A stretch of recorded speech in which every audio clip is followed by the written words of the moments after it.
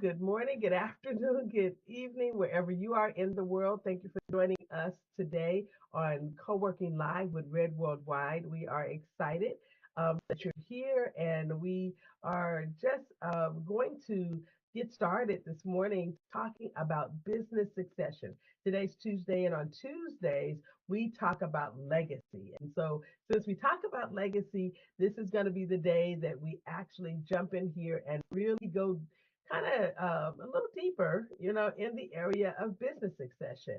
Last year, I wrote a trilogy called Built to Pass.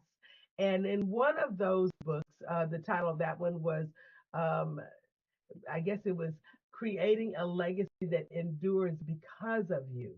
And so we really, talked about in each of the books how to create built to pass strategies. And we really were centered in on these strategies of, there was, eight of them, I believe, that we kind of, actually, I'm sorry, there's 12 of them.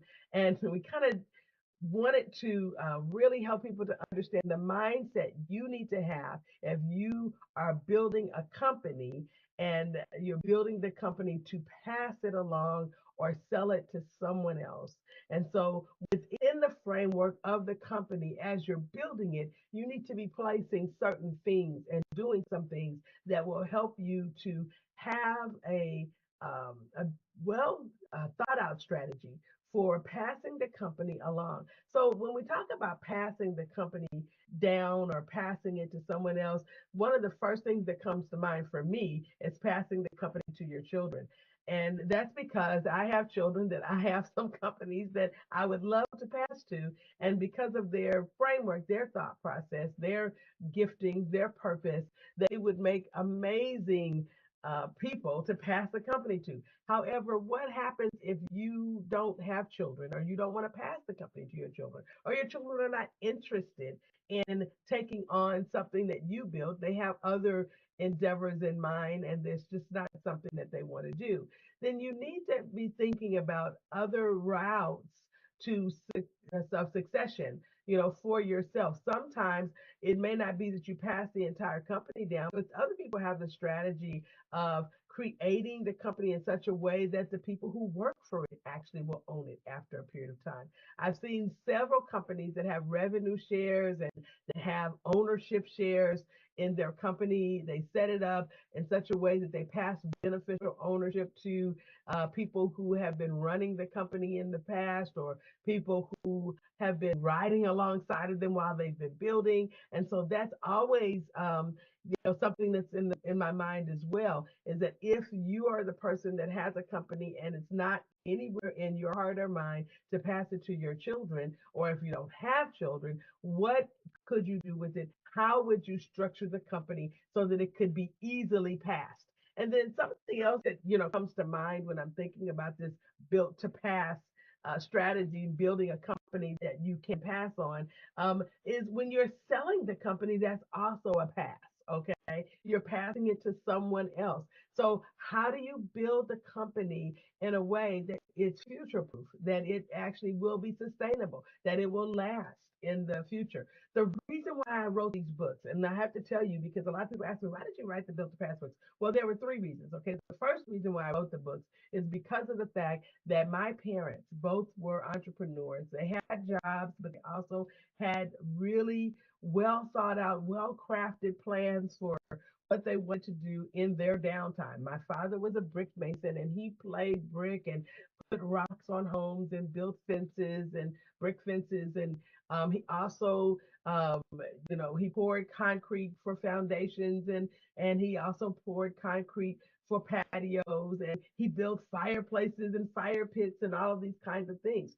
And so it was an amazing thing to watch him because when he would come home from his job, he worked for Boeing, but when he would come home from his job, he would leave, just enough time for him to get just a short nap, and he would get in his truck with his concrete mixer, attached, and there he went down the way to someone's home or some site to actually do his craft. And he did that, until he passed away. And so my thought is This was his passion. Why couldn't his company have lasted beyond him? What is it that happened there that did not, that prevented his company from still being around? Well, he didn't build his company to pass.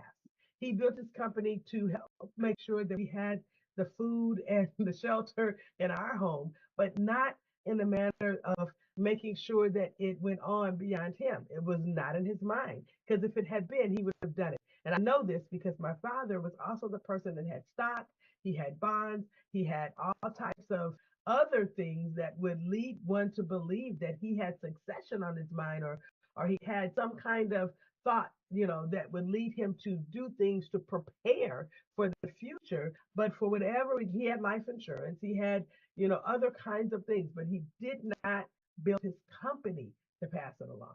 My mother, on the other hand, on the other side of things, she also had her passion.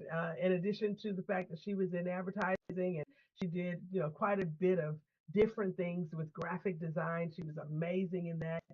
That was her main daily driver, and eventually she became a church secretary and, an executive secretary. Actually, she went to training for that, but even alongside of that, she continued to do graphic design and continued in the area of advertising. But her main thing that she loved to do was to sew. She loved to make clothes and design clothes, and she was a pattern maker. And so her graphic art mindset, actually was also in the realm of drawing beautiful creations that she would turn around and sew. And she would make some of the most amazing things. She did weddings and made clothes for people for Easter and all types of things. I mean, it was just an amazing thing to watch all of this come out of her. But she also, although she had done some amazing things with her sewing and had, a legacy in our community for things that she had, passed around and created for prom dresses and homecomings and all of this, she did not build her company to pass it along. And so, unfortunately, those creations, um, though they were in the possession of people, they didn't go any further than that. So that was an issue for me. And it was always in my heart that if ever I would start a business from a really, really young girl, I thought about this. I wanted to make sure that I had something that would be known about, that people would be able to pass on. And I had it in my mind to do Patsy Couture, which is something that we're working on even now. Okay. So it was something that was in me about legacy. My parents planted it there, but they had no knowledge of how to actually execute it from a business standpoint. But in my mind, it was always there. Let's do this. Let's make sure that whatever it is that we do, that it's sustainable, that we can pass it on. Now, those are the two reasons. The third reason is because I worked for a company, and they had it in their mind that succession was the way. The company was built by a father who was passed on to a son and his wife, and it was being done in such a way that it was never going to, end. It was not a thought that it would be an end to the company. And at some point, when we got to the place of where the owner decided that, okay, we need to do something with the company, the first thing they were thinking of doing was selling it at that point. And I was a part of that company when it happened. When we started moving in the direction of selling the company, I wasn't there at the end, but I was there at the beginning of that process. And I got sent to class to learn how to prepare a company for sale. How do you, structure things? What is it that you do to increase the sellability of a company? And so I have an expressed view of this because I learned something about the word value, and I became a value builder. I'm certified as a certified value builder business advisor. And as such, there is a different thought process I have about value because of that program. The gentleman who's the founder of the program's name is John Warlow. He wrote an amazing book called Built to Sell. And when he wrote that book, he used that book as kind of our textbook when we were going through training. And so, being trained by John, it gave me a different thought process about value and passing something on. whether I'm passing it on to the next set of managers, or passing it along to my children, or passing it along to the person who purchased it. I want to make sure that whatever company I build it to pass. That it's a valuable company. So with that said, that kind of gives you the mindset with which I go through these built to pass strategies. So we're going to try and make our way through all 12 of them this morning, and hopefully you all will have an understanding of what it is that you need to be doing to build your company to pass. How can you be looking at things from the onset, even if you're just starting, to make sure that your company is built in a way that it can succeed. It's not being done in such a way that, it's just, I'm going to do this now and whatever happens after me, oh well. And let me just say that too. I heard somebody say this recently. It's like, well, whatever my kids do, I don't really care because I won't be here. And I'm sitting here going, really?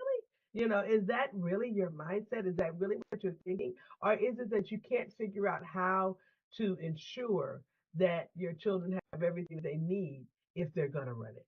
Because sometimes people make decisions because of the fact that they don't know what they don't know, how to fix it or how to make it work the way it's supposed to. And as a result of that, um, they get the don't care attitude, because they don't want to work that hard. But I am saying that, when you're thinking about something beyond you, when you live for the benefit of others and not just for the benefit of yourself, then building a company that, and especially if you're spending that much time to build a company, why not build it to last? I'm just saying, why not build it to pass? It makes sense. Okay. So, with that said, let's dive into this. So, the first strategy that I talk about, well, let me just say this. Okay. This message about building something to pass is really powerful in that it's a powerful, thoughtful planning process that is enduring, okay? And it's something that will become a theme for everything you do in your company if you allow it, okay? And so I want to say that first before I start even with the first strategy, because if you have this as the foundation, if it's kind of the underpinning of everything else in your company, it really will become something that every person that works with you, works for you, every vendor, they will feel it. They will become a part of it. I never forget, I watched a lot of things as I was growing up. And one of the companies that I watched, it was something in me. I mean, I'm writing case studies now, but I was doing case studies back then. 8, 9, 10 years old, I would be like, well, why does this McDonald's seem to have a lot more people than the one over by the church?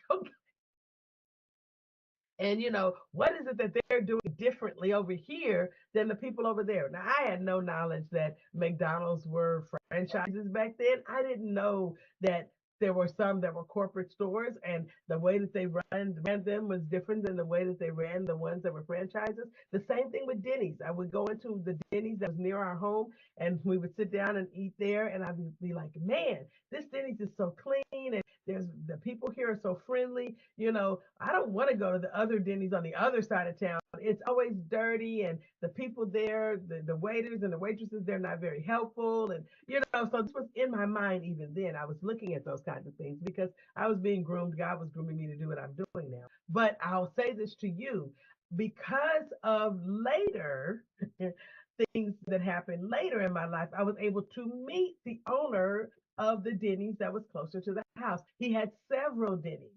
And he was explaining to me how long he had the Denny's. And it just so happened that he had that Denny's long enough for me to have been a child when he had it. And I was asking him questions about his Denny's. And we became not just friends, but I did some work for him as I became a business consultant. And in that process, I was able to understand what it was that was different. The difference is he treated his employees like they were his business partners. And his business partners, okay, the employees, they actually treated his store, his restaurant, like they owned it. And so there was a difference in how they served people based on the concept of ownership, the concept and mindset of this is ours, it belongs to us, and what we do is different for people than what is being done probably everywhere else. which is the reason why his Denny's had a wait list. When you tried to go there on a Sunday, I mean, good luck because you're standing outdoors waiting to get inside. And on a Friday night, you can hang that up because every football team that had played anywhere near the Denny's was trying to get all of their friends in there for their after game meal. Okay. So I'm saying that when you're thinking about, your company, think about what it is that you can do to make it such that you have that ecosystem, that framework for the company, that mindset behind it. And so anyone that's doing work with you, for you, or alongside of you has the same concept. Like they are your partner. They're dialed in like they own it. They treat it like they own it. They don't do things with it that they wouldn't do for something. They treat it better than something that they would own. That's the concept you want to dial in to your company. So let's look at these strategies. So the first strategy is called value amplification. And if somebody can throw these up, Crystal, I know you're really good at this and putting things in the chat. Throw that in the chat for me. Value amplification. I'm going to make these notes available, of course, when we post. Um, uh, we go back and we post the notes to our YouTube, but I want people to be able to get it now. Value amplification. And what that is being able to embrace the mindset of viewing your business as a result of a currency exchange. What do I mean? Meaning that you are exchanging your sweat equity, your time, all of your energy for a business. Um, and that is really something that you want to think about. A lot of people, they buy franchises, right? They exchange their cash money, right, for their business. And some people exchange their retirement for the companies that they start. And so if you're able to view this as this exchange, then it can be trained inside of everyone that's doing business there with you, okay, that your company needs to be able to thrive without you. You have to understand that the wealth potential of your cash lies in your actionable steps towards maintaining its sustainable value and growth. If you can't maintain or sustain the value in the company, if you ever have to sell it or when you pass it down, the value won't be there. So you treat the company, right? The way it needs to be treated because you embrace that concept that you are trading your sweat equity, your time, your energy, your whatever you put into it to get it started, you know, for a business. And when you make that exchange, that takes some real thought process to make sure that you make it sustainable. You don't just put together any old thing because you want it to last. And that means that you're also looking at ways that you can pivot if something happens in the market. If something happens that what you do becomes, something that gets taken over by technology and now you're no longer relevant, then pivot. Think of something else you can add. Get assistance from a business coach or a business advisor so that you can learn how to continue your company, even though what you may have started with is not necessarily relevant. Let me tell you, during the pandemic, many, many, many companies ran into this as an issue because everything was taken online. So some of the things that they used to do in person were no longer needed.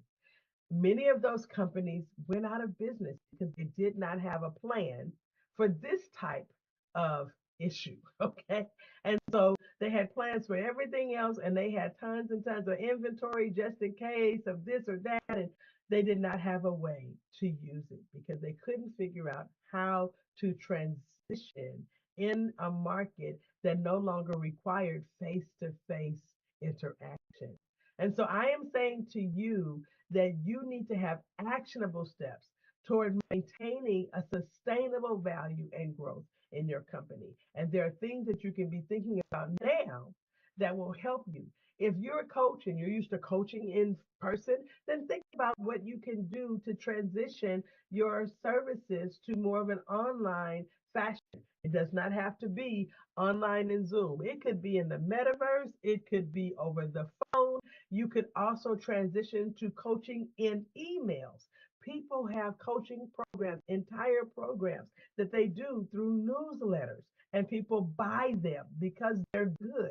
So I am saying that there are many different ways that you can think about what you do from a different perspective to maintain your sustainability and your growth. Okay. It's something that you want to be thinking about. So, strategy number one, value amplification, embracing the mindset of viewing your business as a result of a currency exchange.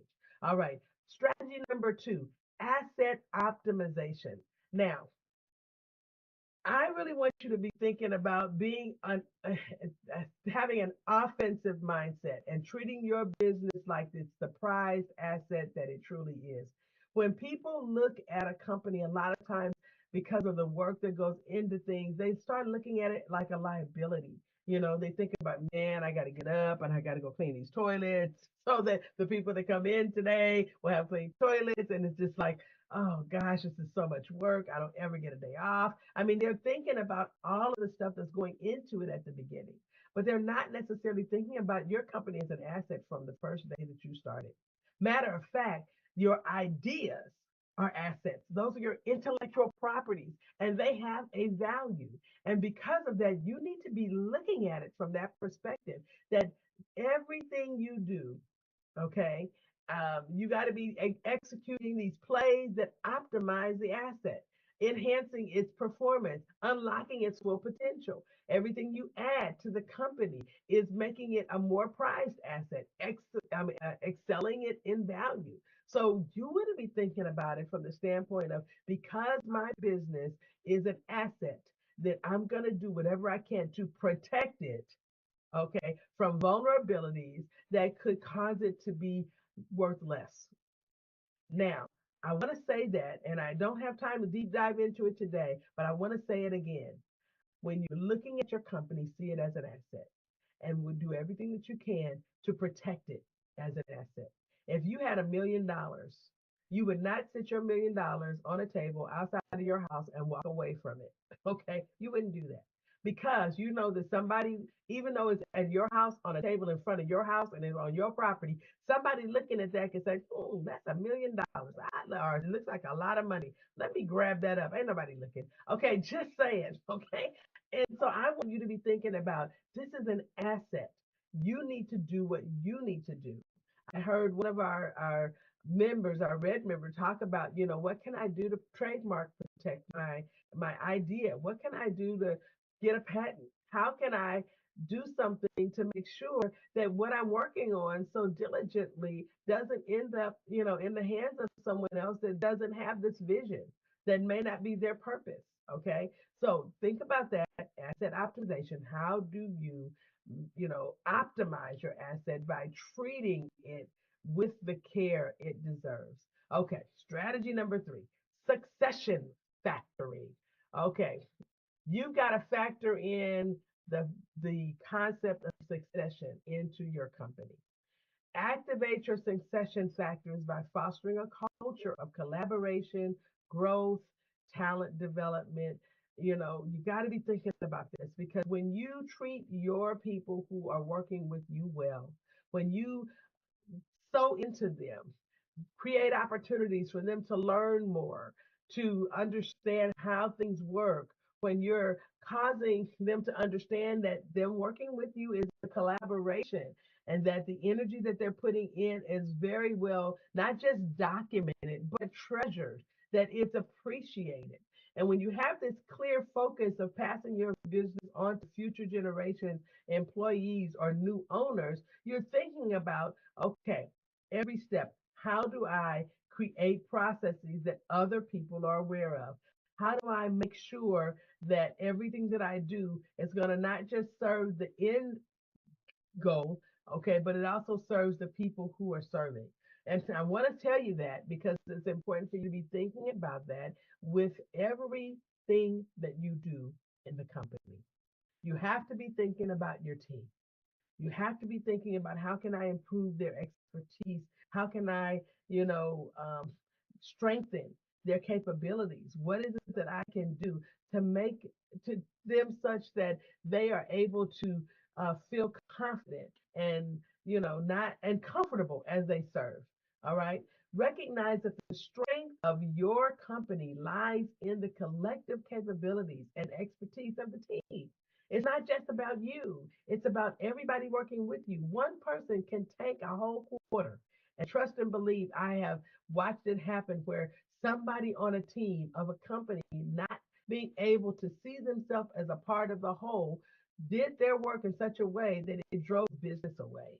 And so I am saying to you that as you're, whether it's volunteers, whether it's people that are, I mean, a husband or a wife that's working alongside of you, whoever it is that's working to make sure that you're able to do what you do, make sure you are sowing into them and understanding that them being strengthened, them being improved, them being raised to another level is going to also mean that the company is going to elevate as well. All right, strategy number 4, structural efficiency. Okay, so this is a really important one because you have got to strategically design and optimize your business formation to orchestrate structural efficiency.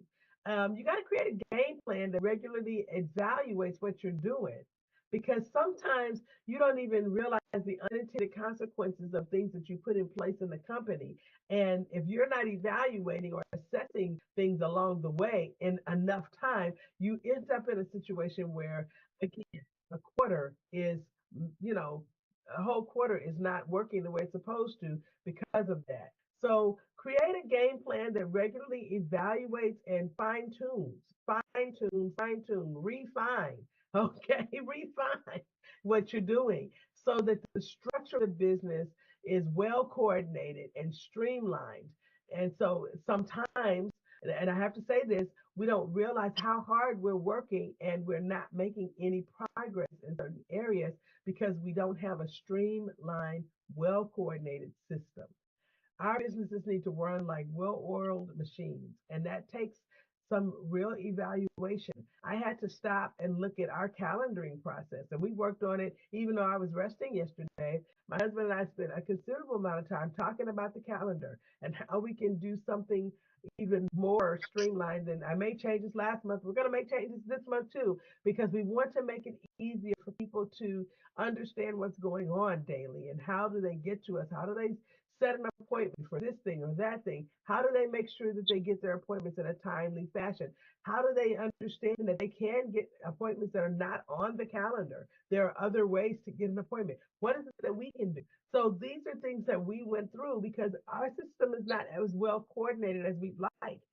We evaluated it again to see there's still people who don't seem to be able to get an appointment when they need one.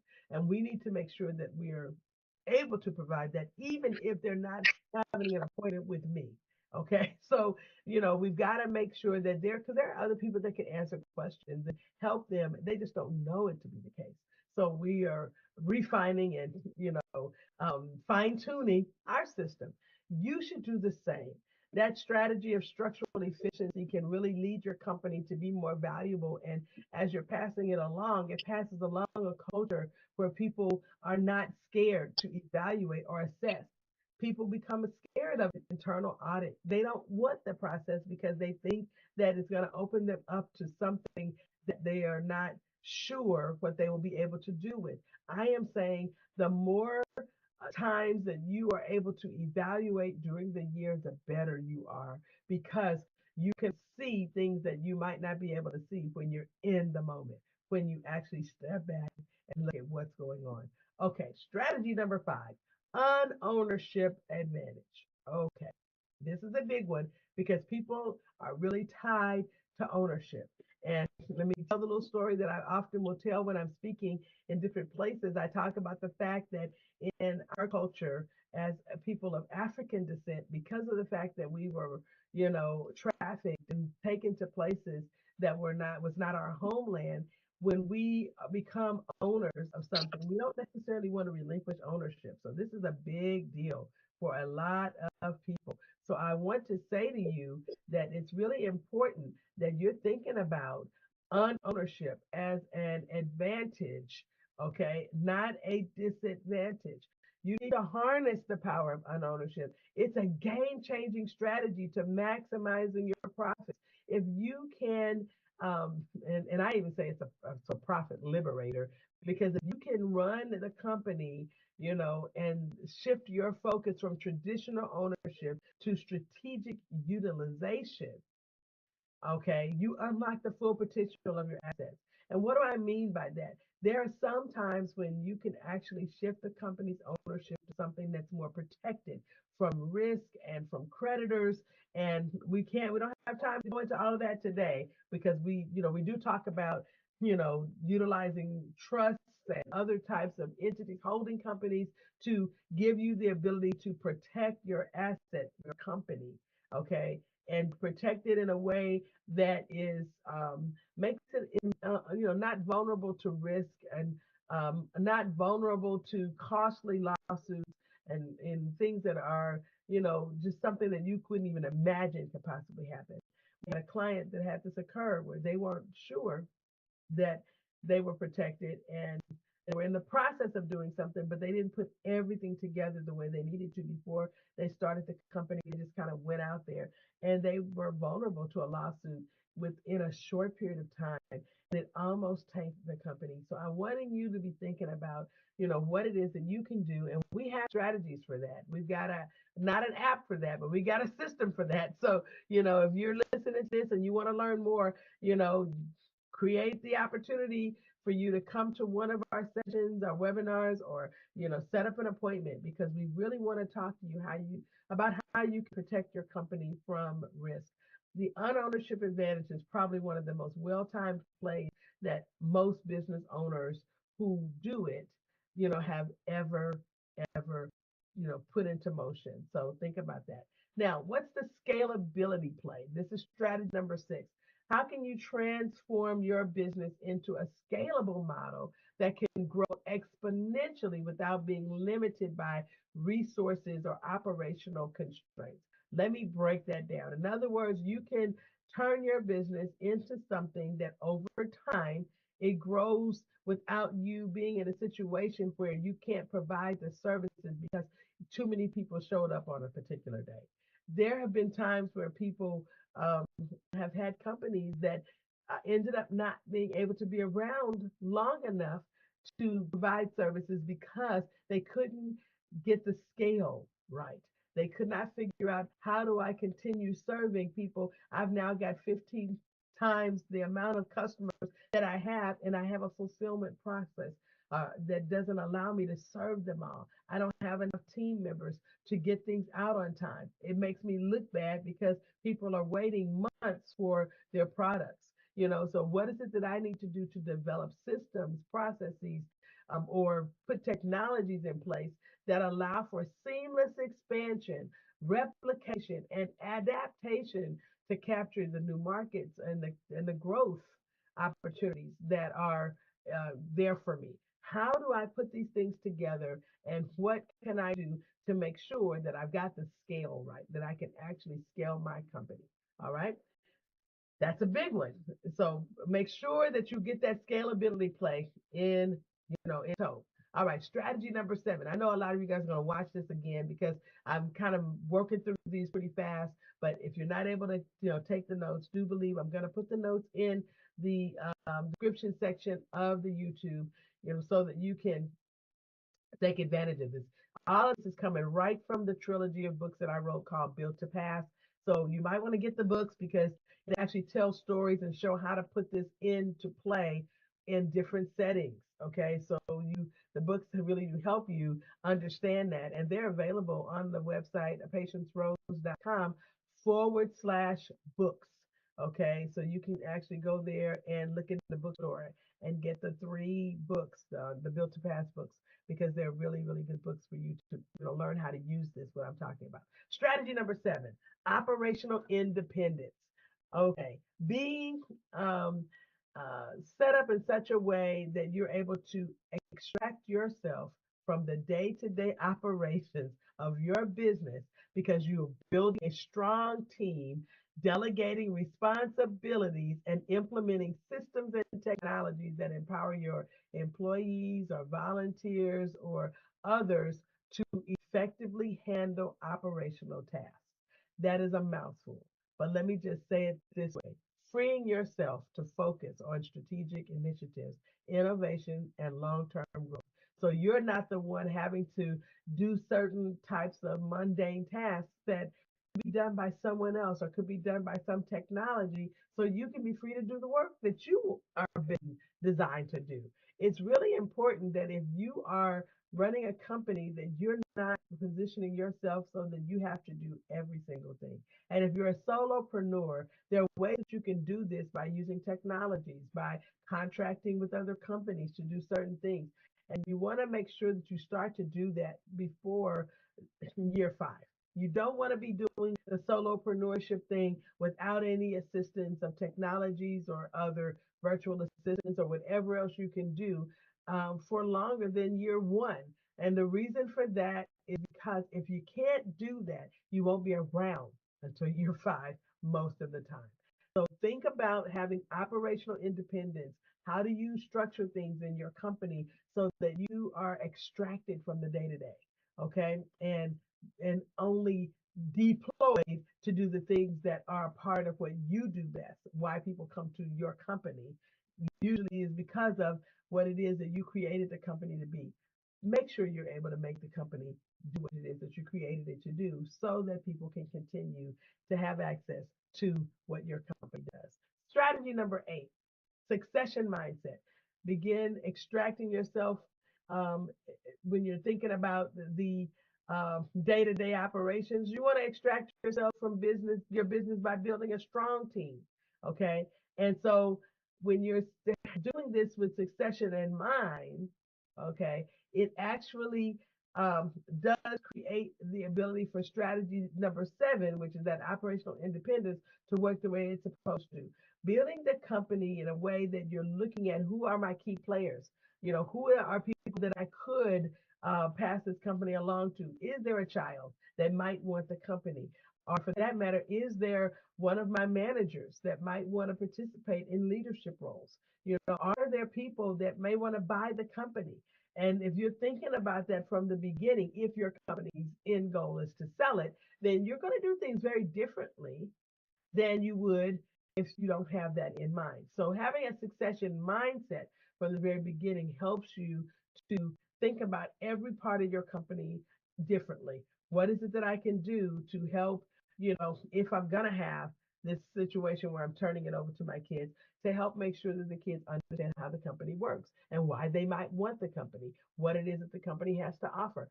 Sometimes people don't want to take on a company because they don't really understand how they could benefit from it. Or for that matter, they might see you working your fingers to the bone without any kind of operational independence. And for that reason, this is a thing where it's like, you know what, I don't think I want to do that when I become an adult, okay? Or I don't think I want to do that when I, take over anybody's company, so much less my mom's, okay, or my dad's. So what you want to think about is what are the things that you can do to really design um, a company that people would want, period. Not just people that, are looking at it from the standpoint of the finances, because yes, the money might be there, but what is the trade-off? Do I have all the support? Do I have everything in place to be able to run this company efficiently? So think about that. Okay, strategy number 9: growth navigation. Steer your business towards strategic growth by seizing opportunities, leveraging market trends, and adapting to customer demands. It's so important that you are employing some kind of a meticulous game plan that includes, looking at the market. What is everyone else that has this kind of business doing? What are the trends that are making them successful? Didn't say that you would have to take those things and put them into your company. I said you need to know about them, because if you're their competitor, you need to know what you're competing against. And it's important that you adapt to your customer demands. Sometimes customers need change, just like during the pandemic, where people needed to have things that were, single use. And you might have had a company that were providing things in such a way that there were no single use options.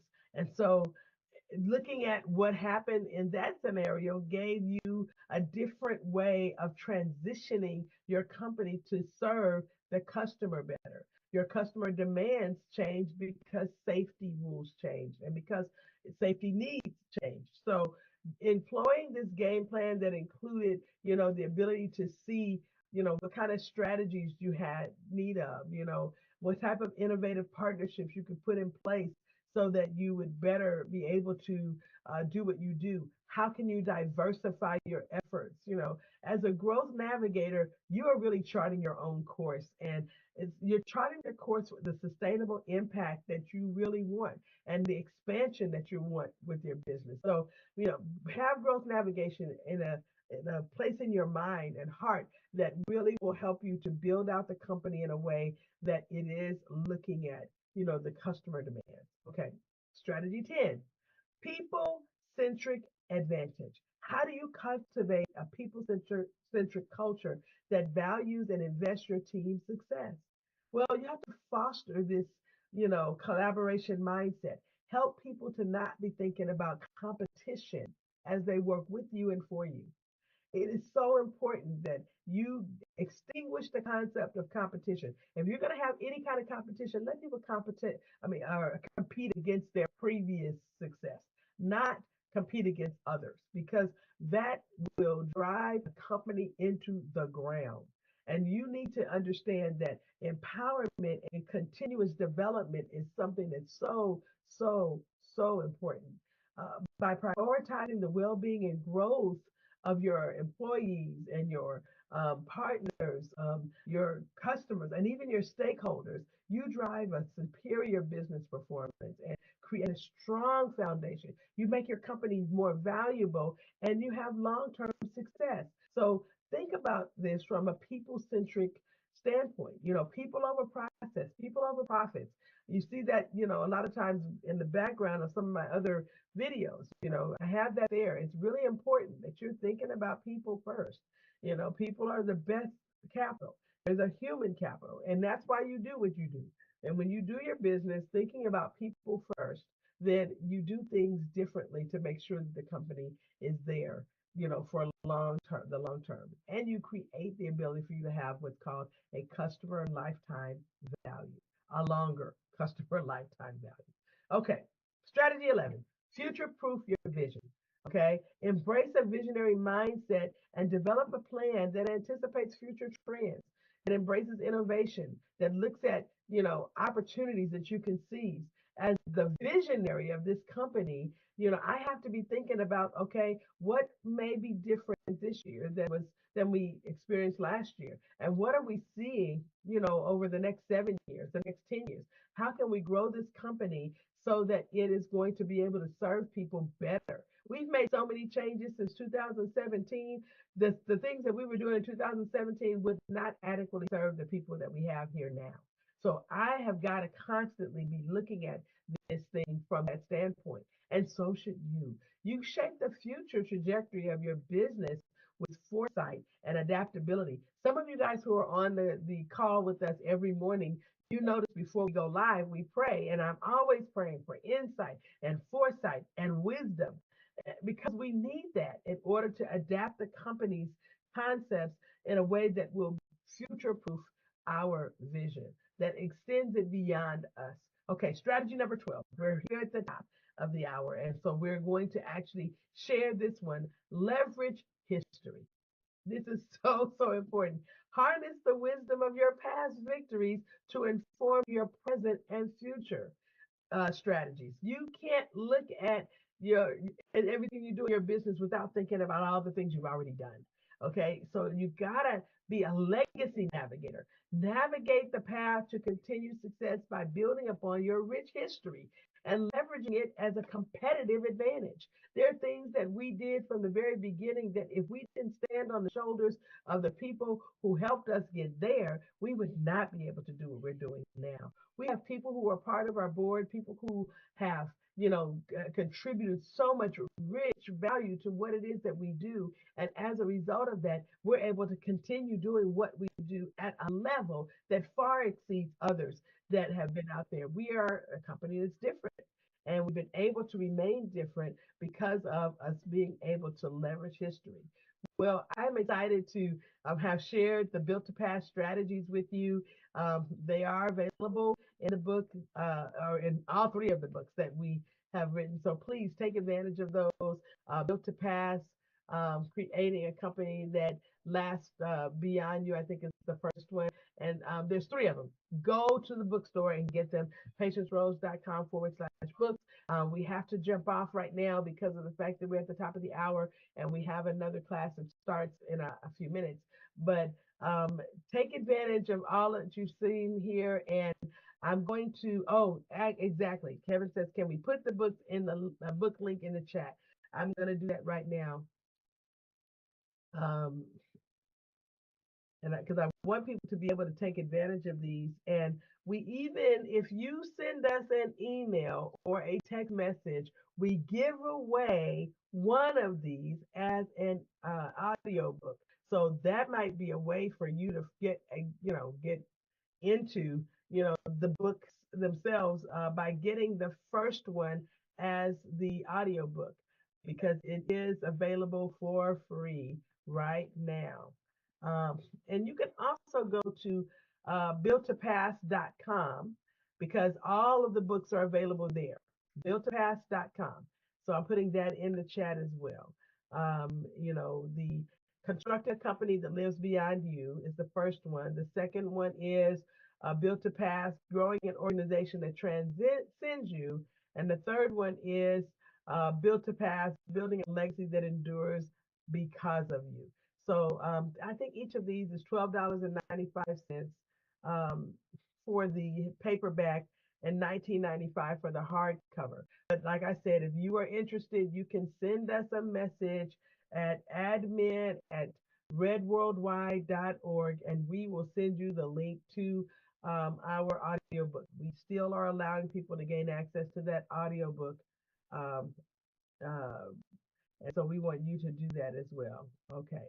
So I just put builttopass.com, not built to pass. It's built to pass, Pass. Okay. So builttopass.com. I have a list. Sorry about that. Okay. All right. Well, we have been so excited to bring these to you this morning. This has been a very special session, and we've been looking forward to doing this for a while. And so we are excited that you've been able to be with us. And we look forward to those of you going to be with us tomorrow. We'll be talking about innovation and creativity, and we want you to be a part of that session here on Co-working Live with Red Worldwide. We see you.